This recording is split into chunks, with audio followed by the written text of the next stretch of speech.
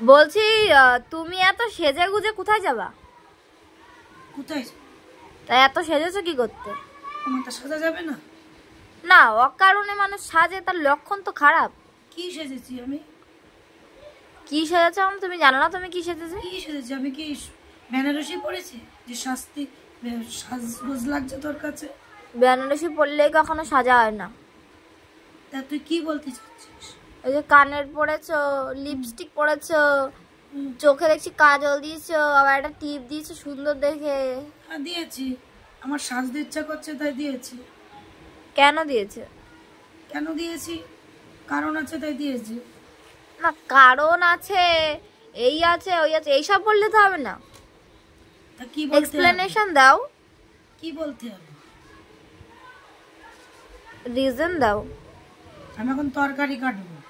এই যে ইঁচড়। ও, তুমি তরকারি কাটা বলে সেজে গুজে বসছো? হ্যাঁ, ইঁচড়টা কাটবো তাই। কেন, তরকারি কাটার পর যদি তোমার হাত কেটে যাওয়ার পরে নিউজ পেপারে ছবি আসবে তার জন্যে? তার জন্যই সেজে গুজে বসে রয়েছে। বসে বসে মানে বসে রয়েছে না, বসে বসে ইঁচড়টা কাটছে। মানে জীবনে কোনোদিন আমি ইঁচড় কাটিনি, তো প্রথমবার ইঁচড় কাটতে বসেছি। ঠিক আছে, ওই জন্যই ভাবলাম একটু সেজে গুজে, মানে একটু সুন্দর থেকে একটা কানের পরেছি, তারপরে সুন্দর একটা টিপ পরেছি, হয়তো নাইটিটাও নতুন অবশ্যই, শাড়ি পরার। হ্যাঁ, দেখে বোঝা যাচ্ছে নতুন নাইটি। হ্যাঁ, চুড়িগুলো পরতে পারিনি অবশ্য। আমার চুড়ি পরে কি হবে? হাত কেটে গেলে তো নতুন চুড়িতে রক্ত লেগে যাবে, তো তার জন্য চুড়িটা পাল্টালাম। যেটা আছে সেটা করেই ই করে নিলাম, মানে মানে কি অ্যাডজাস্ট করে নিলে। অ্যাডজাস্ট করে নিলাম।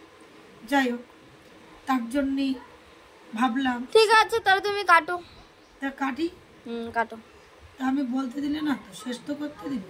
ওই কারণে সেজে গুজে তাই ইঁচড়টা কাটছি। ঠিক আছে, কাটো।